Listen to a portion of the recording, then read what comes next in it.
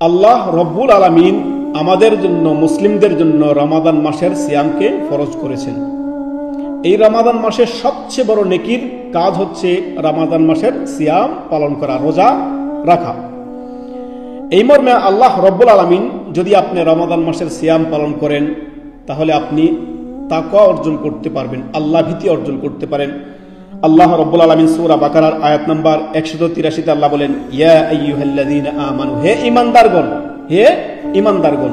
আল্লাহ তাআলা ঈমানদারদেরকে সম্বোধন করে বলেন, ইয়া আইয়ুহাল্লাযীনা আমানু কুতিবা আলাইকুমুস সিয়াম, হে ঈমানদারগণ, তোমাদের উপরে রমাদান মাসের সিয়ামকে আমি ফরজ করেছি। কে? আল্লাহ রব্বুল আলামিন। আল্লাহ রমাদান মাসের সিয়ামকে আমাদের উপরে ফরজ করেছেন।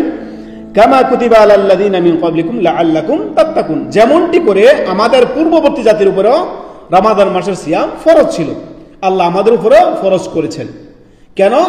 লাআল্লাকুম তাত্তাকুন, যাতে আমরা আল্লাহ ভীতি অর্জন করতে পারি, আল্লাহর নৈকট্যশীল বান্দা হইতে পারি, আমরা যাতে তাকওয়াশীল বান্দা হতে পারি, আল্লাহ ভীতি অর্জন করতে পারি, তাকওয়া অর্জন করতে পারি, সমস্ত পাপাচার থেকে, অন্যায় কথা কাজ থেকে, গুনাহের কথা কাজ থেকে, মাসিয়াত থেকে আমরা যাতে বেঁচে থাকতে পারি। এটাই হচ্ছে